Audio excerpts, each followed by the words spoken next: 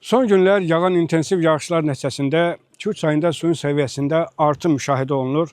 Hazırda suyun səviyyəsi təhlükəli həddə çatmasa da, mütəxəssislərin fikrincə artım belə davam edərsə, bəzi aşağı ərazilərdə çətinliklər yaranar.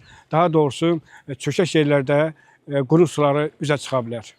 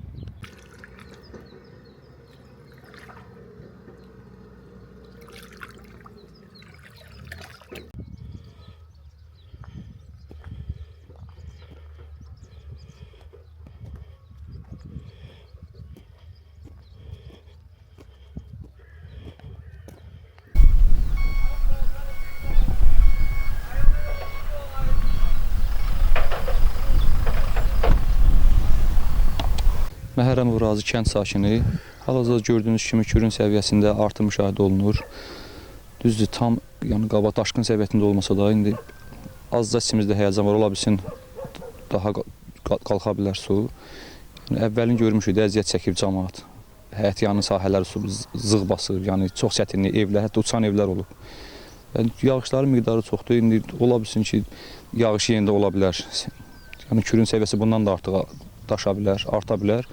Amma hələ ki bu səviyyədə bizi qane eləyir. Belə olsa inşallah müşkül. Çünki biz əvvəlin görmüşük, cəmaət qurban kəsirdi ki, Kür daşmasın. Sonra susuzluqdan da möhkəm əziyyət çəkdi, Neftçala Salyan zonası. İndi hal-hazırda qane edir. Kürün səviyyəsi qalxıb, su axarıdır, rəngi dəyişib. Su deməli şorlaşmışdı, tamam yox idi. Belə olsa yaxşı olar inşallah. Yəni arzumuz bu ki, nə daşqın olsun, nə də quraqlıq olsun.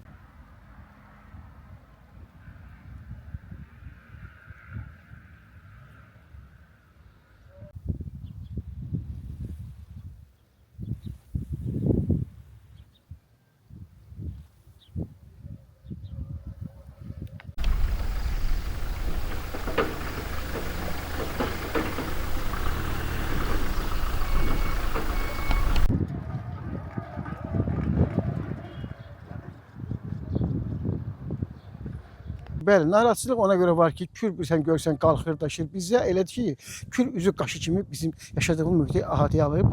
Bir neçə il bundan qabaq Kür möhkəm daşmışdı, narahatçılıq var idi. İndi də biraz bizə səksəkə əmələ gəlir ki, birdən gəl daşar, o problemi yaranır. Ona görə elə qabaqdan yuxarı təşkilatlar vaxtda tədbirlər görsünlər ki, Kürün gələcək daşmaq təhlükəsi olsa qabağını alsınlar.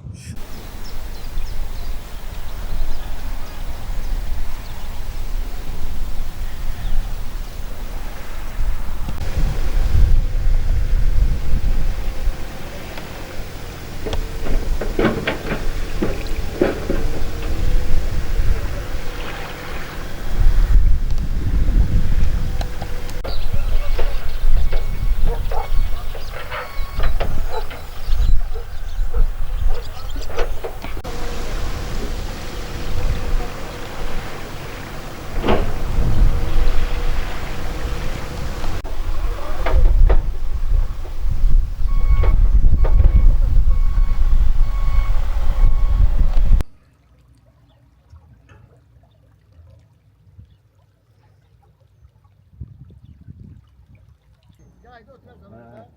Bir de 07 koyarsan kabaklı, 50-50 burası kabaklı. Ya orada yapar. Samovar getirip koyuyoruz. Bura